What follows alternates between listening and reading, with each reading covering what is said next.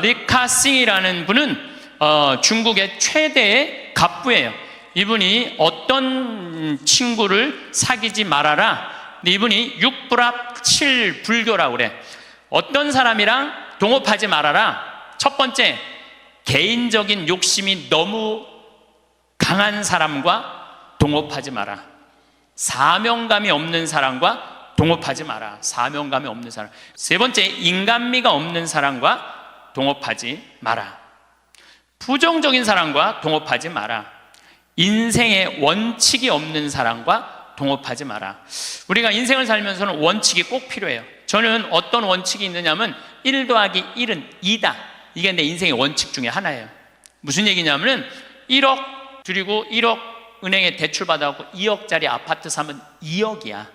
근데 우리는 무슨 생각해? 1억 내 돈 갖고 1억 대출 받아갖고 2억짜리 아파트 사면 10억 되길 바라잖아요. 그때부터 불행한 거예요.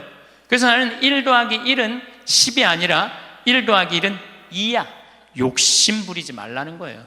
그리고 내 인생의 원칙 중에 하나는 그 달에 번 돈은 그 달에 다 써라. 이게 내 원칙이에요. 그 달에 번 건 그 달에 다 써라. 예. 특히 신부는 쌓여 있으면은 딴 생각하게 돼 있어요. 그래서 그 달에 번 건 그 달에 다 써라. 그리고 내 최고의 원칙은 뭐냐면 인생은 별거 없다. 먹고 마시고 놀자. 여러분들, 제가 작년에도 말씀드렸고 올해도 말씀드렸어요. 인간은요, 먹고 마시고 놀지 않으면요 인간이 안 돼요. 우리 예수님처럼 먹보요 술꾼으로 어려운 사람들 속에서 살아야지 사람이 되는 거예요. 그걸 못하면요 많은 부분을 잃어버릴 수 있어요. 그리고 감사할 줄 모르는 사람과 동업하지 마라. 그리고 7. 불교, 불효하는 놈과 사귀지 마라. 사람에게 각박하게 구는 사람과 사귀지 마라. 시시콜콜 따지는 사람과 사귀지 마라. 받기만 하고 주지 않는 사람과는 사귀지 마라. 이게 내 원칙 중에 하나예요. 받기만 하고 주지 않는 사람과는 사귀지 마라. 저는 참 많이 받아요. 정말 많이 받는 사람 중에 하나예요. 작년에 할머니가 나한테 100억 기증했는데 올해 100억을 더 기증해갖고 200억을 내가 받았잖아요. 그리고 내가 잠비아 돕는다고 1000만 원씩 도와달라고 그랬는데 그렇게 100명도 넘게 저를 도와줬어요. 정말 그 명단을 쭉 보니까 나한테 정말 많은 분들이 1000만 원씩 보내줬더라고요. 이번에 내가 가을에 내 배추 심고 고추 심고 무 심어갖고 김장해갖고 농약 하나도 안 친 거 그래갖고 다 보내줬어. 그분들 싹 다 보내줬어. 싹 다 보내줬는데 내가 그랬잖아요. 받기만 하고 주지 않는 사람하고는 사귀지 말라고. 근데 나는 정말 고마워서 보내준 거야. 그런데 놀랍게도 신부님, 우리가 이런 거 바라고 신부님한테 봉헌한 거 아니에요. 이거 받고 그냥 있을 수가 없어요. 그래갖고 또 돈을 그분들 중에 보내준 게 2천만 원이 또 넘어. 신기하죠. 나는 정말로 좋은 마음으로 해. 맛있는 김장 보내주고 싶어서 보내줬는데 그게 또 고맙고 감사한가 봐. 인생은 그렇게 즐거운 거죠. 아부를 잘하는 사람과는 사귀지 마라. 권력자 앞에 원칙 없이 구는 자와는 사귀지 마라. 동정심이 없는 사람과는 사귀지 마라. 그러니까 우리가 여러분들 친구를 잘 사귀어야 돼. 친구를 잘못 사귀면은 인생을 망가뜨릴 수밖에 없어요. 나는 과연 내가 내 모습을 볼 수 없다면 내 모습을 볼 수 있는 사람, 나는 누구를 지금 선정하고 살아가고 있는가? 저는 중학교 1학년 때 세례를 받았어요. 그러면은 세례 받기 전에 저는 어땠느냐? 저는 초등학교 때 그 흔한 반장, 부반장 해봤던 적이 없어요. 우리는 초등학교 때 한 반에 70명이었기 때문에 줄반장도 굉장히 중요한 자리였어요. 근데 줄반장도 해봤던 적이 없어요. 저는 우등상도 타봤던 적이 없는 아이예요. 그야말로 볼품 없는 아이였어요. 성격은 어땠느냐? 우리가 4형제였는데 우리 집에 제가 막내였어. 막내니까 성격이 까칠했어요. 나 하고 싶은 대로 다 했어요. 그 형들도 누나도 다 봐주고, 아버지, 어머니 좀 달랐지만은, 내가 그 밥 먹다가 신경질이 나면은 숟가락 밥그릇 던지는 건 예사도 아니었어요. 그냥 던졌어. 그냥 그렇게 아주 까칠했어요, 제가. 예. 그런데 중학교 1학년 때 세례를 받으면서 나는 내 인생에 어마어마한 거울을 만난 거예요. 어떤 거울을 만났느냐면 예수 그리스도라는 거울을 만난 거예요. 예수 그리스도라는 거울을 비춰보니까 내가 남에 대한 배려도 할 줄 모르고, 사랑도 할 줄 모르고, 이해심도 없고, 이기적이고, 지랄 맞고, 아주 볼품이 없는 인간이었어요. 그러면서 자꾸 나 자신을 들여다보기 시작했어요. 정말로 부끄럽더라고요. 더욱이 예수님은 그 어린 나이에 중학교 1학년 때 예수님이 십자가에 못 박혀 나를 위해서 돌아가셨다는 게 얼마나 나한테 감동적이었는지 몰라요. 감동적이지 않아요, 여러분들? 남도 아니고 나를 사랑하기 때문에 저 고통을 겪으신 예수님, 그런데 도대체 나는 뭐하고 살았느냐? 나 하고 싶은 대로, 신경질 부리는 대로 다 부리고, 집안 식구한테 땡깡 필 거 다 피고, 남 함부로 판단하고, 정말로 나 자신이 볼품이 없더라고요. 그래서 저는 저를 계속 들여다보기 시작했죠. 예수 그리스도라는 거울에. 그러면서 저는 15살에 사제가 되기로 결심을 해요. 내 인생에 너무 많은 영향을 미친 주님의 제자가 돼야 되겠다. 그래서 15살에 뜻을 세운 거죠. 공부하겠다는, 사제가 되겠다는, 지우학한 거예요. 공자님 말씀대로 15세이 지우학한 거예요. 뜻을 세운 거야. 내가 사제가 되겠다고 뜻을 세우고 나니까 내 인생에 대해서 고뇌하게 되더라고. 고뇌. 여러분들 인생에 고뇌해야 돼요. 소크라테스는 뭐라고 그러냐면은 자기 삶에 대해서 고뇌하지 않는 인간은 인간이 아니라고 그랬어요. 자기 삶에 대해서 내 삶이 지금 잘 살고 있느냐, 잘 살고 있지 않느냐 고뇌하지 않으면은 그 삶은 가치가 없다고 그랬어요. 가치가. 여러분들은 지금 살고 있는 삶이 가치 있어요, 가치 없어요? 고뇌해야 돼요. 내가 정말 가치 있는 삶을 살고 있는가? 제가 30에 31입이라고 그래요. 30에 신부가 됐어. 이제 뜻을 신부가 됐으니 얼마나 좋아. 그런데 내 인생에 가장 많은 실수를 저지른 게 30이에요. 30대 때 나는 내 강의 때 핸드폰이 울리면 가만히 놔두질 않았어요. 미사할 때 핸드폰 울리잖아요. 이 거룩한 시간에 무식하게 핸드폰도 안 꺼놓고 분심 들게 한다고. 한 번은 이렇게 거양 성체를 하는데 핸드폰이 울리더라고요. 딱 내려놓고 내가 뭘 했겠어요. 일주일에 한 번 거룩하게 기도 한번 해보겠다는데 그놈의 핸드폰을 안 꺼놓느냐고. 무식하게 남들 정신 산란하게.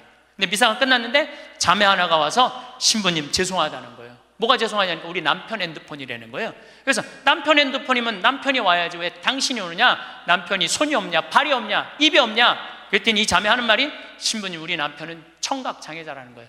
따라서 말도 못하는 거예요. 항상 진동으로 해놓는데 풀린 거야. 풀리고 난 다음에 자기도 모르고 아내도 몰랐던 거야. 너무 죄송하다고 신부님 미사 때 분심 들게 해서. 내가 그날 이후부터 지금까지 내 강의 때 핸드폰 울려도 한 번도 신경질을 부린 적이 없어요. 한 번도. 근데 30대 때는 그랬어요. 그리고 내가 지금 50이 돼 보니까 네 바지에서 울리는지 내 바지에서 울리는지도 모르겠더라고. 한 번은 춘천 수무숲 성당이라는 곳에 강의를 갔는데 막 강의를 시작하는데 핸드폰이 막 울리더라고요. 그래서 내가 얘기했죠. 나는 내 강의 때 핸드폰 울려도 한 번도 신경질을 부린 적이 없다고. 그런데도 계속 울리는 거예요. 기분이 싸해. 보니까 내 바지에서 울리는 거. 내 바지에서. 근데 만약에 내가 무식하게 핸드폰도 안 꺼놓고 강의하는데 남들 방해준다고 그러는데 내 바지에서 울렸잖아요. 그러면 나는 강의 못하고 그냥 가야 돼요. 그런데 30대 때는 보이는 대로 지적했어요. 교우들 잘못하면은 바로 그 자리에서 혼냈어요. 교우들 성체할 때도 여러분들 성체는 왼손이 올라와갖고 오른손으로 영해야 돼요. 그렇죠? 근데 어떤 교우들은 오른손으로 올려갖고 왼손으로 영하는 교우들이 있어요.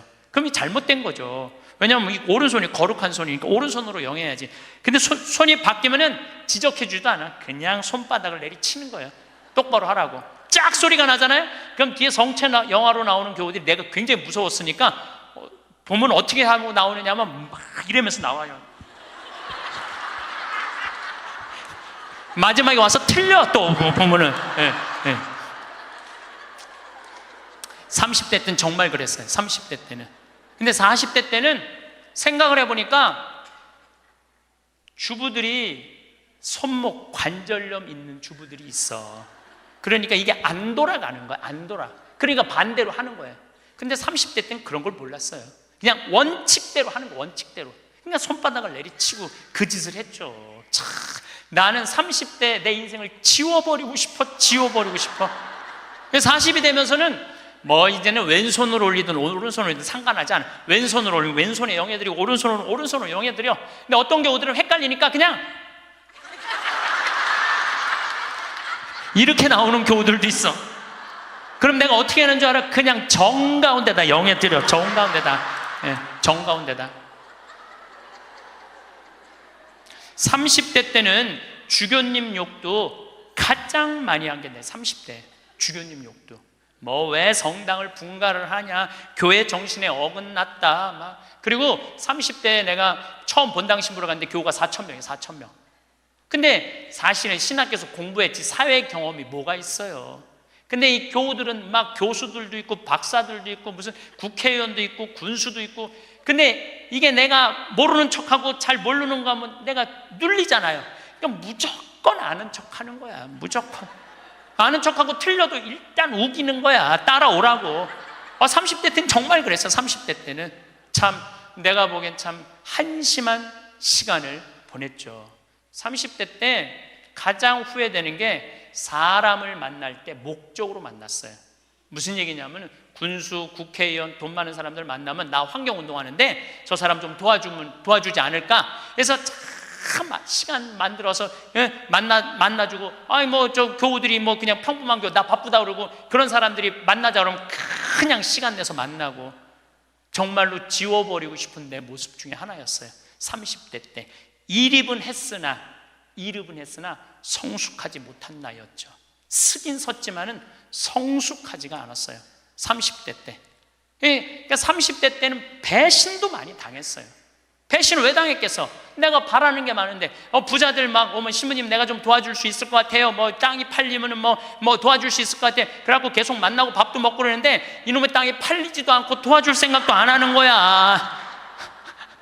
30대 때는 그랬어요. 30대 때는 이렇게 생각해 보면은 나 혼자 잘난 척하고 아는 척하고 있는 척하고 그랬던 세월이 내 30대. 그리고 30대 때는 듣지도 않았어요. 그냥 내 말하기 바빴어. 내 말하기 바빴던 게 30대 내 인생이었죠. 30대는 무슨 일을 많이 할까? 일에 매달렸어요. 그래서 저는요 30대 때 일 많이 했어요. 빈병 모으기 운동을 했는데 한 달에 20만 병씩 모았어요. 20만 병씩. 그냥 막 일에 매달렸어요. 일에. 그리고 무슨 뭐 폐식용유 모아갖고 하면 막 경기도에 있는 아파트에 그냥 폐식용유 설치하고 막 트럭 5대 막 4대 해갖고 일에 매달렸어요. 일에. 그러니까 30대 때 내가 보니까 미쳐서 산 것 같아. 미쳐서. 근데 지금 생각해 보니까 지금은요 일에 안 매달려요. 일을 많이 하는 건 아무 의미가 없더라고요. 때가 되면 다 두고 떠날 거야. 일에 매달리면 행복하지 않아. 뭐가 행복하냐면 그냥 행복하면 돼. 오늘 행복하면 돼. 오늘. 그럼 일은 중요한 게 아니야. 오늘 행복해갖고 일이 되면 좋은 거고 안 되면 말고. 근데 30대 때는 일 때문에 오늘의 행복을 내가 포기한 시기가 30대예요. 40이 되면서 내가 불혹의 나이가 돼. 40이 불혹이라고 그래요. 불혹. 이 불혹이라는 게 무슨 뜻이냐면 유혹이 없는 나이야. 흔들림이 없는 나이야. 의심이 없는 나이야. 40이 딱 되고 보니까 주교님들이 이해가 되더라고요. 주교님들이 우리 수원교구 신부가 500명인데 그 중에 잘 사는 신부들도 있지만 사고 치는 신부들이 얼마나 많아요. 여자 문제, 돈 문제, 교우들하고 싸우는 문제, 정말 복잡하겠더라고요. 그 500명의 신부들을 관리하려고 그러니 주교님들이 얼마나 머리가 아파요. 이해가 되더라고요, 주교님이. 그래서 내가 40살 이후에 그런 주교직이 얼마나 어려운 걸 이해하고부터는 주교님을 욕한 적이 한 번도 없어. 이날 이때까지. 이해가 되니까. 그리고 유혹이라는 게 뭐예요? 불혹이라는 게 뭐예요? 신앙에서도 별로 유혹받을 게 없어. 하느님에 대한 확신, 하느님이 이 세상에 오셨고 예수님 부활한 거에 대한 확신, 그리고 하늘나라 올라가셔서 우리 인생에 관여하고 있는 거에 대한 확신. 요즘 예수님 부활에 대한 확신이 왜 더 드느냐 하면은, 여러분들, 예수님이 십자가에 못 박히기 전에 매질 당했다고 그래요. 채찍질. 그게 가죽으로 끝에 양뼈 조각, 쇠 조각이 있어요. 한 대 때리면은요, 이 등에 살점이 다 묻어나고 뼈 조각이 다 드러나. 한 대 맞으면. 그래서 40대 이상 맞으면 죽는다고 그래요. 근데 예수님이 그 40대, 39대를 맞았다는 거야. 그러니까 예수님 십자가에 올라가기 전 이미 이 피가 너무 많이 흘러갖고 등에 살점이라는 게 거의 없는 상태야. 그리고 십자가에 매달렸을 때 손목에, 손바닥에 못 안 박아요. 손목에 박지. 왜냐하면 떨어지니까. 이건 찢어져서 금방 떨어지거든. 손목에 박으면 온갖 신경, 동맥, 정맥 다 지나가는 거야. 이 뼈가 양쪽에. 그리고 그 숨 쉬고 이러는 게 너무너무 힘들어갖고 숨이 막혀 죽는 거거든요. 근데 3일 만에 부활했잖아요. 3일 만에 부활을 했다고 3일 있다가 이제 계속 마리아 막달레나한테도 나타나고 베드로하고 요한한테도 나타나고 막 그러잖아요. 내가 보기에는 그 정도 맞았으면 3일 후에 부활하고 난 다음에 1년은 누워 있어야 돼. 그렇지 않아요? 1년은 내가 보기엔 어딜 돌아다녀. 근데 막 갈릴레아도 갔다가 막 여기도 갔다가 무슨 엠마오도 막 그러잖아요. 확실히 우리가 생각하는 거와 다른 모습으로 부활하신 거예요. 우리가 생각하는 거 완전히 다른 모습으로 부활하셔서 제자들한테 11번 나타나시거든요. 그러니까 나는 그런 미혹되는 게 없는 나이가 40이 돼서 참 좋더라고요. 40이 돼서 너무 좋았던 것 중에 하나가 돈에 대한 유혹이 없는 거야. 30대 때는 돈 많은 사람 막 만나고 막 그랬는데 이제는 40이 되면서부터 다 소용없더라고. 보니까 돈 많은 사람 폰만 썼지 안 도와줘요. 진짜 소중한 분들은 누구냐면 바로 여기 계신 여러분들. 정말로 우리 생태마을에 후원하는 분들이 10,000명이거든요. 그분들 3,000원, 5,000원이야.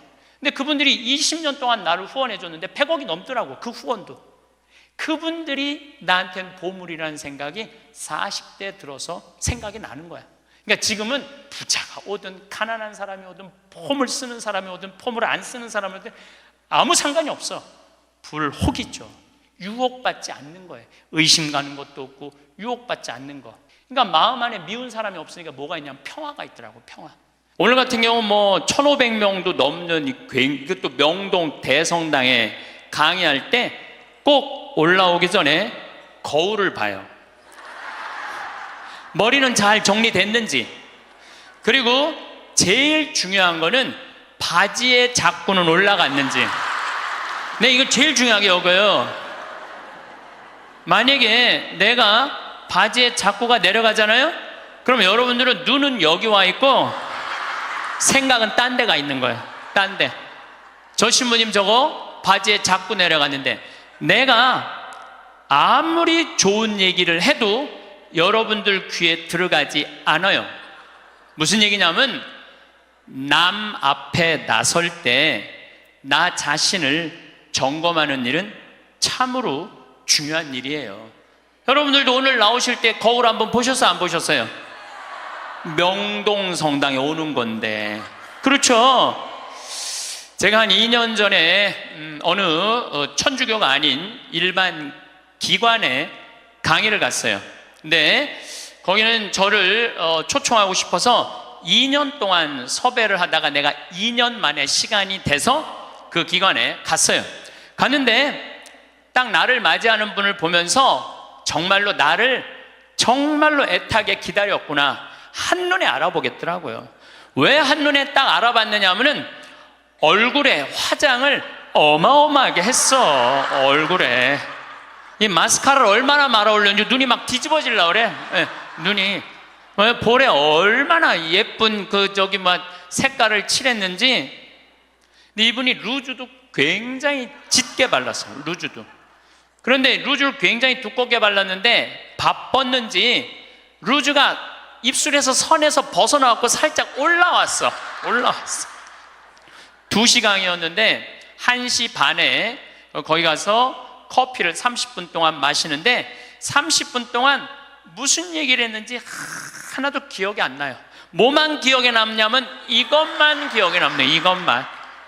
루즈 올라간 것만 기억에 나는 거예요. 2년이 지난 지금도 그분을 생각하면 아무 생각이 안 나. 뭐만 생각나냐면 이것만 생각이 나. 이것만. 그분이 굉장히 그날은 그 지역 기관장들 초청 강의 날이었어요. 그렇게 중요한 날에 나설 때 화장을 하고 난 다음에 거울을 한 번만 점검을 했다면 나한테 이 느낌을 주지 않았을 텐데. 근데 더 슬픈 건 뭐였느냐 하면 그 사무실에 직원이 8명이 있었어요. 8명이 있었는데 아침부터 그걸 봤을 거예요. 근데 아무도 얘기해 주지 않은 거예요. 선생님, 지금 루즈가 선에 벗어났어요. 입술에서. 그러니까 화장실에 가서 화장 좀 고치세요 라고 말을 해줬다면 이분은 그 창피를 당하지 않았을 거예요.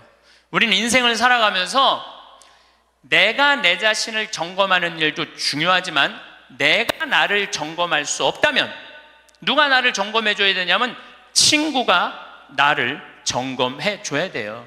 그래서 여러분들 인생에는요 친구가 참으로 중요해요. 친구, 나를 점검해 줄 수 있는 친구. 내가 지금 제대로 살고 있나? 제대로 살고 있지 않는가? 옆에서 혼내주고 충고해 줄 친구가 필요하다는 거예요. 저는 신부로 살면서 좋은 신부들이 많죠. 내 멘토가 3명이 있어요. 첫 번째 멘토 신부는 나보다 3살 나이가 많은 신부예요. 이분은 우리 수원 교구에 사회복지를 꽤 오래 하신 분이에요. 항상 장애자들하고 사시는 분이에요. 근데 이분하고 얘기를 하면은 굉장히 영성적이에요. 정말로 신비가들, 영성가들 이야기를 이렇게 해줄 때 이 신부님을 만나서 하룻밤 자면서 얘기를 하면은 하루 피정하는 기분이에요. 근데 하루는 평창 우리 생태마을에 하룻밤 저하고 이야기를 나누려고 오셨어요. 근데 갑자기 내 옷장을 딱 열어보시더니 제가 강의를 많이 하니까 양복이 많잖아요. 또 내가 한 번은 이렇게 양복이 이렇게 긴 거 이렇게 입고 방송에 나갔더니 할머니들이 신부님 저 긴 양복 입는다고 양복을 맞춰서 보내준 양복도 많아. 평창까지.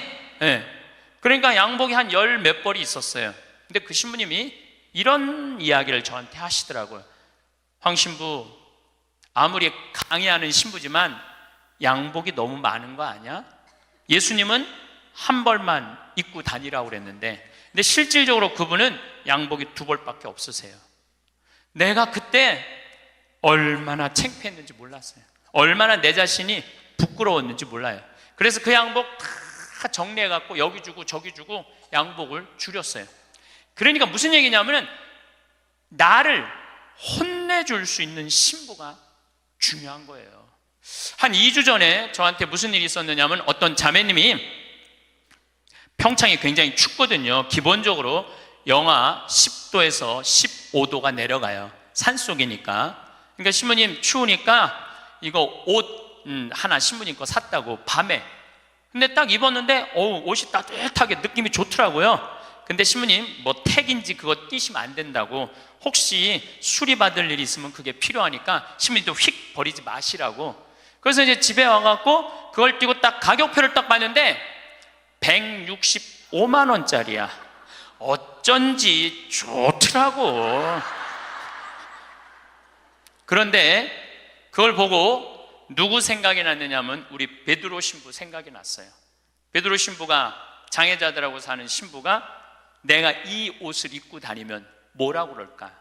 분명히 너 제정신이냐 혼냈을 거예요. 또 내가 이렇게 우리 교우들 여러분들을 무시하는 게 아니라 여러분들 입어봐야 2, 30만 원짜리 옷 입고 있잖아요.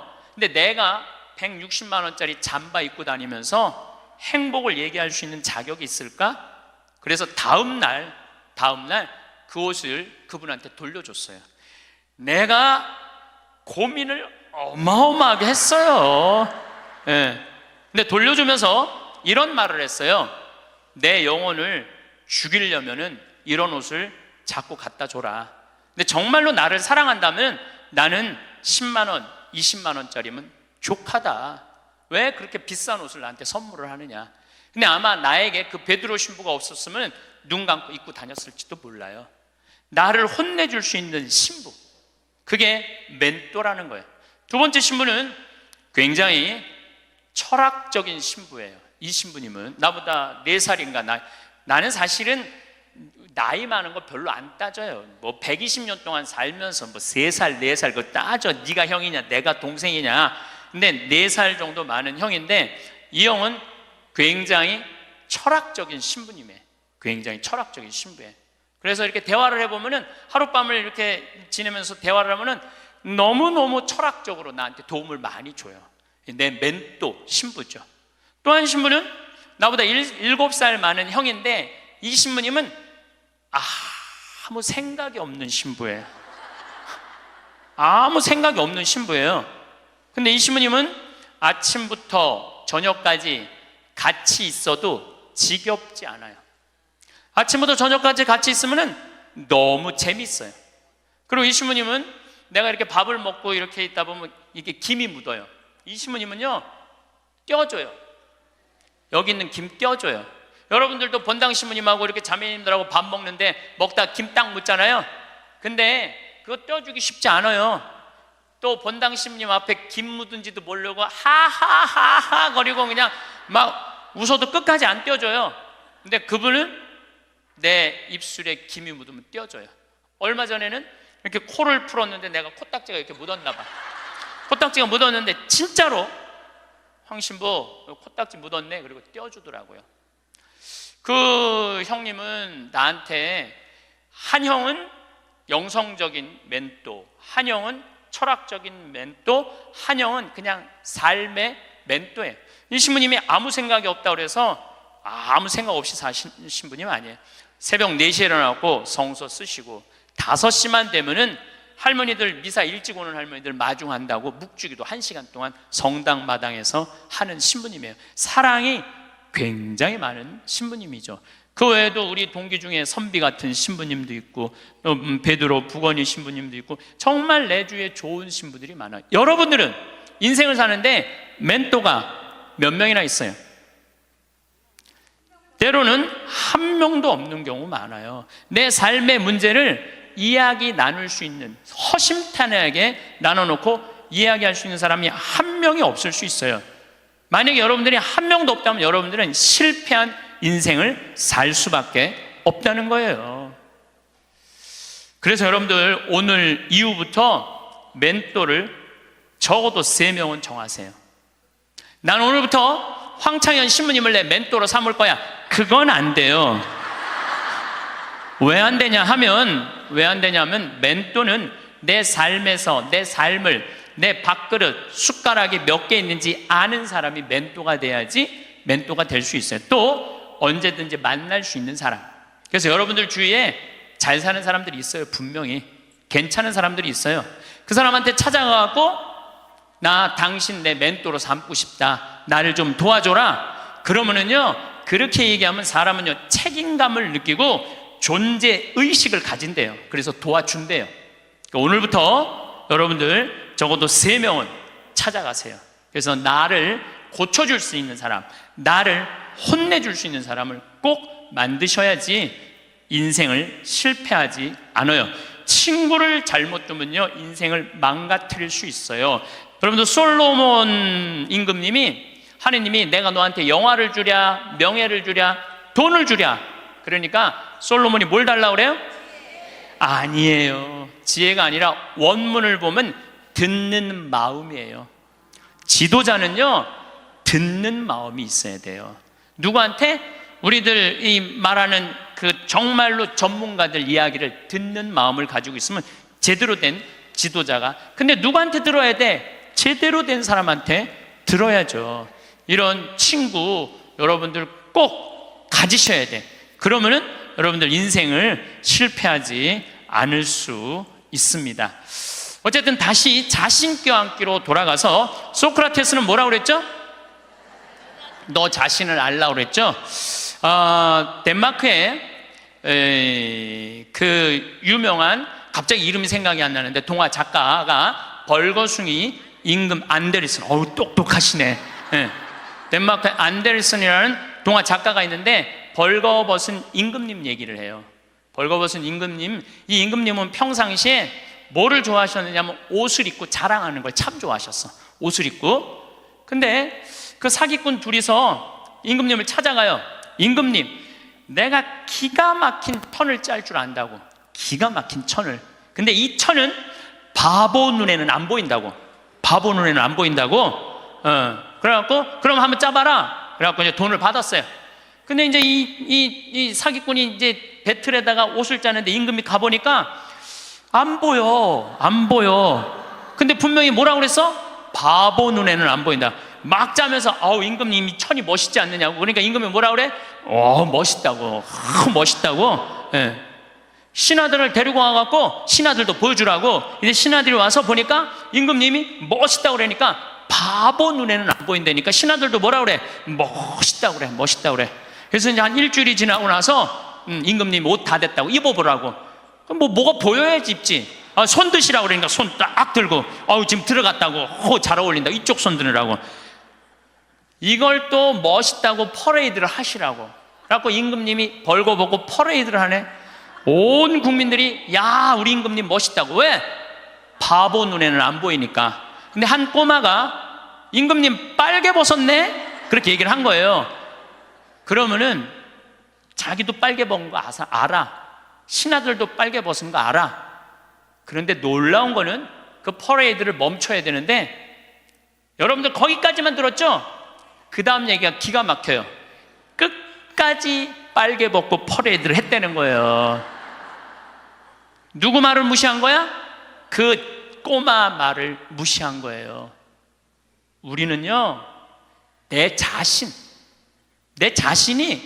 빨개 벗고 있는데 나 자신이 누군지 모르고 살아가는 사람들 너무 많아요. 나 자신이 누군지 모르는 사람, 자신의 단점이 뭔지 모르고, 자기의 추한 모습이 뭔지 모르고 살아가는 사람 많아요. 반대로 뒤집어서 어떤 것도 있느냐 하면, 뒤집어서 어떤 게 있느냐 하면은 내 안에 들어있는 보물을 발견하지 못하고 살아가는 사람도 많아요. 여러분들 안에는 보물이 꽉 차 있어요. 여러분들 안에는. 그런데 나 같은 게 나는 지극히 평범한 인간이고 능력 없는 인간인데, 그래서 우리 인간은 인생을 살아가는데 아주 중요한 작업 중에 하나가 자기 자신을 아는 일이에요. 내가 가장 무서운 말 중에 하나가 그거예요. 딱 보면 알아. 뭘 딱 보면 알아요. 여러분들 딱 보면 알았어? 우리가 얼마나 잘못 판단하고 사는지 몰라요. 예수님은 뭐라고 그러셨어요? 예수님은 이렇게 말씀하십니다. 마태복음 7장에 보면 남의 눈에 있는 티끌끈을 생각하지 말고 네 눈에 있는 들보 꺼내라고. 누구를 들여다보라는 거야? 자신을 들여다보라는 거예요. 그래서 내 자신이 누구냐, 이거 꼭 물어보셔야 돼요. 내 자신이 누구냐. Who am I? 내가 정말로 영어 오래간만에 한번 쓰는데 Who am I? 나는 누구이냐. 저는 천주교 신부예요. 그렇잖아요. 난 천주교 신부예요. 천주교 신부고, 과연 내가 교우들한테 뭐를 전해주는 사람이냐? 하늘나라의 기쁜 소식, 군 뉴스를 전해주는 사람이에요. 그러니까 나는 어떻게 살아야 돼? 내가 하늘나라의 복음, 기쁨을 알아. 그러니까 나를 통해서 교우들은 뭐를 느껴야 돼? 기쁨을 느껴야 돼. 근데 내가 맨날 인상 쓰고 나는 너무 사는 게 힘들어, 사는 게 지겨워 죽겠어, 이놈의 사제복 너무 무거워, 이러면 여러분들 나를 보고 기쁨을 느끼겠어요? 못 느끼죠. 하느님으로부터 오는 기쁨을 나는 교우들한테 전해줘야 돼. 또 요한 1서의 말씀처럼 사랑, 하느님의 사랑, 우리가 하느님을 사랑하는 게 아니라 하느님이 우리를 사랑하는 것을 나는 교우들한테 알려줘야 돼. 왜? 나는 사제니까. 나는 사제니까 내가 누구냐를 물어봤을 때 교우들은 날 통해서 위로를 받아야 돼요. 누가 전해주는 위로? 예수님이 전해주는 위로를 받아야 돼. 기쁨을 받아야 돼. 요즘은 이제 4년 전부터 제가 잠비아를 이렇게 다니고 있는데 전 참 행복해요. 왜 행복했냐면 한국은 뭐라고 해도 먹고 살만한 나라예요. 지금 뭐 어쩌고 저쩌고 해도 경제 세계 12위야. 국민소득 28,000달러야. 여러분들 지금 옷 입고 있는 거 보면은 다 기가 막힌 거 입고 앉아 있어요 지금. 네. 한국은 문제 없어요. 근데 잠비아를 다녀보니까 대부분 다 맨발로 다녀요. 대부분 다 맨발로 다녀. 그런데 이번에 잠비아를 갔을 때 그 병원을 운영하는 마들렌이라는 수녀님이 나한테 면담을 청하더라고요. 신부님이 지금 잠비아에 농업대학, 신학교 이런 거 짓는 거 좋습니다. 그런데 잠비아에는 어떤 아이들이 많으냐면 에이즈 걸린 아이들이 많다는 거예요. 가장 기본적인 생활도 못하는 아이들이 참 많다는 거예요. 수녀님이 눈물을 흘리면서 신부님, 우리들 에이즈 어린아이들 집 줘주면 안 되겠느냐고. 30명 정도 되는 아이들 머무를 수 있는 집을 줘달라는 거예요. 근데 제가 한 대 머리를 맞았어요. 왜냐하면 나는 어마어마한 큰 도시의 큰 대학 건물을 생각했지 에이즈 아이들 집을 줘준다는 생각은 하나도 안 했어요. 저는 혼자서 정말로 예수님한테 죄송했어요. 그리고 그 수녀님의 눈물을 보면서 가슴이 참 아팠어요. 그래서 수녀님한테 약속했어요. 내가 저 주겠다고. 내가 또 마음이 약해요. 그래갖고 이제 담도 다 치고 이제 바닥 공구리도 다 치고 이제 올라가기 시작을 했어요. 그 사진이 오는데 기분이 너무너무 좋더라고요. 그러니까 내가 누구냐라는 질문을 하기 시작하니까 내가 어떻게 살아야 되는 답이 나오는 거야. 내가 누구냐. 작년에도 내가 요맘때 여러분들한테 이런 말씀을 드렸어요. 간호대학 짓는데 30명만 나를 1,000만 원씩 도와주면은 내가 간호대학을 짓겠다고. 근데 놀랍게도 3달 만에 30명이 돈을 보내줬어요. 1,000만 원씩. 근데 그 할머니들 중에 신부님, 내가 평생 모은 돈입니다. 신부님, 내가 자판에서 신발 팔은 돈입니다. 내가 이렇게 모은 돈입니다. 신부님, 나도 인생을 살면서 한 번은 좋은 일을 하고 싶습니다. 성당 신축금도 1,000만 원 해봤던 적이 없어요. 저는 많이 해봐요. 50만 원, 100만 원인데 신부님이 잠비아에 간호대학 짓는다니까 할게요. 그래갖고 정말로 30명이 해갖고 간호대학 다 져놨어요. 내가 오늘 여러분들한테 또 한 번 사랑을 실천할 기회를 드릴게요. 이번에는 30명도 아니야. 20명이야. 20명. 우리 에이즈 이름은 라파엘의 집이에요. 치유 수호천사 라파엘의 집을 여러분들이 봉헌하면은 이제 내가 그분들 나중에 다 잠비아 데리고 갈 거야. 물론 비행기표 본인이 내야 되겠지만은 다 잠비아 데리고 갈 거야. 그래서 내가 낸 돈이 얼마나 귀하게 쓰여지는지. 그래서 나는 누구인가? 나는 천주교 사제로서 어떻게 살아가야 하는 게 답이 나와요. 내가 만약에 학교 교사야. 학교 교사면은 어떻게 해요? 나는 아이들한테 뭘 가르쳐 줘야 돼? 인생을 살아가는 방법을 가르쳐야 돼. 어떻게 살아야지 참답게 사는 방법을 가르쳐야 돼. 행복이란 과연 무엇일까요? 많은 사람들이 행복을 찾기 위해 외부로 눈을 돌립니다. 더 많은 성취, 더 많은 인정, 더 많은 소유를 통해 행복에 이를 수 있다고 생각하지요. 하지만 진정한 행복은 그보다 훨씬 가까운 곳에 있습니다. 바로 우리 안에 말이지요. 자기 자신을 올바로 사랑하고 이해하는 것이 진정한 행복의 시작입니다. 이것은 단순한 자기만족이나 이기심과는 전혀 다른 개념입니다. 자신을 사랑한다는 것은 자신의 부족함을 인정하면서도 그럼에도 불구하고 자신에게 친절하게 대하는 것을 의미합니다. 또한 이러한 자기 사랑을 바탕으로 다른 사람들과 건강한 관계를 맺어나가는 것이 진정한 행복으로 이어지는 길입니다. 많은 사람들이 자신을 사랑하는 것을 어려워합니다. 어려서부터 겸손해야 한다고 배웠고 자신을 앞세우는 것은 좋지 않다고 여겨왔기 때문이지요. 하지만 자기 사랑은 오만함과는 다릅니다. 오히려 자신을 제대로 사랑할 수 있어야 다른 사람도 진심으로 사랑할 수 있게 됩니다.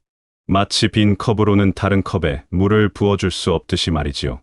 그렇다면 어떻게 자기 자신을 사랑할 수 있을까요? 그리고 그러한 자기 사랑이 어떻게 좋은 관계로 이어져 진정한 행복에 도달할 수 있을까요? 이 질문들에 대한 답을 함께 찾아가 보겠습니다.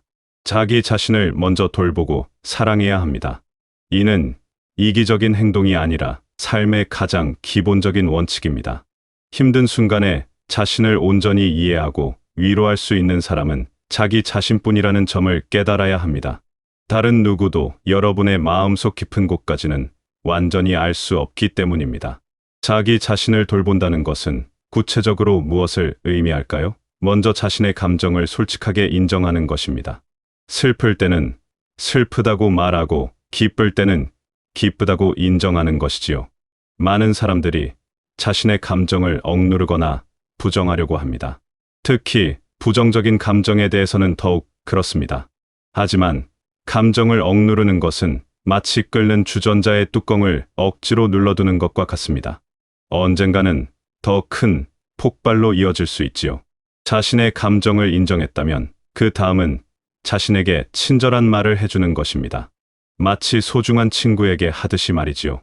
실수를 했을 때 자신을 자책하기보다는 괜찮다, 누구나 실수할 수 있어, 다음에는 더 잘할 수 있을 거야 라고 격려해 주세요. 이런 자기 대화가 쌓이고 쌓여서 결국 자기 사랑의 토대가 됩니다. 또한 자신만의 시간을 갖는 것도 중요합니다. 혼자만의 시간이 외롭거나 무의미하다고 생각하지 마세요. 오히려 자신과 마주하고 내면의 소리에 귀 기울일 수 있는 소중한 시간입니다. 이 시간을 통해 진정 자신이 원하는 것이 무엇인지, 자신에게 무엇이 필요한지를 알게 됩니다. 자기 돌봄에는 신체적인 측면도 포함됩니다. 건강한 음식을 먹고 충분한 휴식을 취하며 적당한 운동을 하는 것들이지요. 이것들이 거창해 보일 수 있지만 사실은 가장 기본적인 자기 사랑의 표현입니다. 자신의 몸을 소중히 여긴다는 것은 자신을 전체적으로 사랑한다는 의미이기 때문입니다. 때로는 자신의 한계를 인정하는 것도 자기 사랑의 한 부분입니다. 모든 것을 완벽하게 할 필요는 없습니다. 모든 사람에게 좋은 사람이 될 필요도 없지요. 자신이 할 수 있는 것과 할 수 없는 것을 구분하고 그 한계를 받아들이는 것이 오히려 더 건강한 자기 사랑입니다. 자기 자신을 사랑한다는 것은 또한 자신의 과거를 받아들이는 것을 포함합니다. 과거의 실수나 후회되는 선택들을 계속해서 자책하기보다는 그것들을 통해 배운 교훈에 집중하세요. 과거는 바꿀 수 없지만 그 경험들이 지금의 여러분을 만들어낸 소중한 자산이라고 생각해 보세요. 이렇게 자기 자신을 돌보는 습관이 자리 잡히면 놀라운 변화가 일어납니다. 다른 사람의 인정이나 칭찬에 의존하지 않게 되고 자신만의 가치를 확신하게 됩니다. 이것이 바로 진정한 자신감의 근원이며 행복의 단단한 기초가 됩니다. 더 나아가 자기 자신을 사랑할 수 있게 되면 다른 사람들에 대해서도 더욱 관대해질 수 있습니다. 자신의 부족함을 인정하고 받아들였기 때문에 다른 사람들의 부족함도 이해할 수 있게 되지요. 이는 더 깊고 의미 있는 인간관계로 이어지는 발판이 됩니다. 하지만 자기 사랑만으로는 충분하지 않습니다. 인간은 본질적으로 관계적 존재이기 때문에 다른 사람들과의 건강한 관계가 필요합니다. 이것이 바로 두 번째 단계인 좋은 관계 맺기로 이어지는 이유입니다. 자기 사랑을 바탕으로 이제는 다른 사람들과 건강한 관계를 맺어야 합니다. 여기서 가장 중요한 것은 좋은 멘토를 곁에 두는 것입니다. 이 인생에서 올바른 길로 이끌어주고 때로는 쓴소리로 잘못을 꾸짖어 줄 수 있는 멘토의 존재가 무엇보다 소중합니다. 좋은 멘토란 어떤 사람일까요? 먼저 진정으로 여러분을 아끼는 마음을 가진 사람이어야 합니다. 단순히 자신의 이익을 위해 접근하는 사람이 아니라 여러분의 성장과 행복을 진심으로 바라는 사람이어야 하지요. 이런 사람은 여러분이 잘못된 길로 갈 때 용기 내어 지적해주고 올바른 방향을 제시해줄 수 있습니다. 또한 좋은 멘토는 여러분보다 앞서 인생의 경험을 쌓은 사람입니다. 여러분이 겪고 있는 고민이나 어려움을 이미 극복해본 경험이 있어야 실질적인 조언을 줄 수 있습니다. 하지만 여기서 중요한 것은 나이가 많다고 해서 자동으로 좋은 멘토가 되는 것은 아니라는 점입니다. 경험의 깊이와 지혜가 더 중요하지요. 좋은 멘토는 또한 여러분의 이야기를 진심으로 들어주는 사람입니다. 자신의 생각만을 일방적으로 강요하지 않고 여러분의 상황과 감정을 충분히 이해하려고 노력합니다. 그리고 그 바탕 위에서 적절한 조언을 제공하지요. 하지만 멘토를 찾는 것만큼 중요한 것은 피해야 할 인간관계를 분별하는 지혜입니다. 모든 사람이 여러분에게 도움이 되는 것은 아니기 때문입니다. 어떤 사람들과는 거리를 두는 것이 오히려 자신을 보호하고 행복을 지키는 길입니다. 피해야 할 사람들의 첫 번째 특징은 끊임없이 부정적인 에너지를 뿜어내는 사람들입니다. 만날 때마다 불평불만을 늘어놓고 모든 것을 부정적으로 해석하는 사람들과 함께 있으면 여러분의 마음도 자연스럽게 어두워집니다.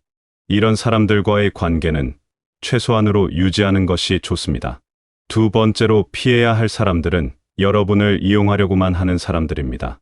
도움이 필요할 때만 연락하고 평상시에는 관심도 보이지 않는 사람들이지요. 이런 일방적인 관계는 결국 여러분을 지치게 만들고 상처를 줄 수 있습니다. 세 번째는 여러분의 성장을 방해하는 사람들입니다. 여러분이 새로운 도전을 하려고 할 때 부정적인 말로 의욕을 꺾거나 변화를 두려워하라고 부추기는 사람들입니다. 이런 사람들은 자신의 안전지대에만 머물고 싶어 하며 다른 사람도 그렇게 만들려고 합니다. 네 번째는 거짓말을 자주 하는 사람들입니다. 작은 거짓말이든 큰 거짓말이든 습관적으로 진실을 왜곡하는 사람들과는 신뢰 관계를 맺기 어렵습니다. 신뢰 없는 관계는 결코 진정한 행복을 가져다 주지 못합니다. 그렇다면 어떻게 좋은 사람들과 관계를 맺을 수 있을까요? 가장 중요한 것은 먼저 여러분 자신이 좋은 사람이 되는 것입니다. 좋은 사람들은 서로를 끌어당기는 법이니까요. 진실하고 친절하며 상대방을 존중하는 자세를 가지면 자연스럽게 비슷한 성향의 사람들이 여러분 곁으로 모여들 것입니다. 또한 관계를 맺을 때는 서두르지 않는 것이 중요합니다. 진정한 관계는 시간을 두고 천천히 쌓아가는 것입니다. 처음부터 모든 것을 털어놓거나 깊은 관계를 요구하지 말고 자연스럽게 관계가 발전하도록 두세요. 좋은 관계를 유지하기 위해서는 상호 존중이 기본입니다. 상대방의 의견이 여러분과 다르더라도 그 차이를 인정하고 존중해야 합니다. 또한 상대방의 시간과 에너지도 소중히 여겨야 하지요. 일방적으로 받기만 하는 관계보다는 서로 주고받는 관계가 되어야 합니다. 갈등이 생겼을 때 어떻게 해결하느냐도 관계의 질을 결정하는 중요한 요소입니다. 갈등을 피하기만 하거나 감정적으로 대응하기보다는 차분하게 대화를 통해 해결하려고 노력해야 합니다.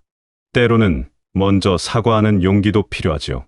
이렇게 좋은 관계들이 여러분 주변에 형성되면 삶의 질이 크게 향상됩니다. 어려운 일이 있을 때 도움을 받을 수 있고 기쁜 일이 있을 때 함께 나눌 수 있는 사람들이 생기니까요. 또한 다양한 관점을 접할 수 있어 여러분의 시야도 넓어집니다. 하지만 여기서 놓치지 말아야 할 점이 있습니다. 아무리 좋은 관계라도 여러분의 자기 사랑을 대신할 수는 없다는 것입니다. 다른 사람들의 사랑과 관심은 삶을 풍요롭게 해주지만 그것만으로는 진정한 행복에 이를 수 없습니다. 자기 사랑이 바탕이 되어야 다른 사람들과의 관계도 건강하게 유지될 수 있습니다. 지금까지 진정한 행복의 두 기둥에 대해 살펴보았습니다. 하나는 자기 자신을 사랑하고 돌보는 것이고 다른 하나는 좋은 사람들과 건강한 관계를 맺는 것입니다. 이 두 요소가 조화롭게 어우러질 때 비로소 진정한 행복을 경험할 수 있습니다. 내면적으로는 자신을 사랑하고 외면적으로는 좋은 관계를 맺는 것이 조화를 이룰 때 삶은 완전히 새로운 차원으로 발전합니다.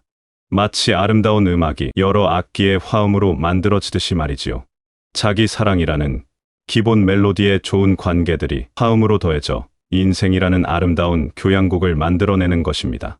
이러한 조화는 하루아침에 이루어지지 않습니다. 꾸준한 노력과 인내가 필요하지요.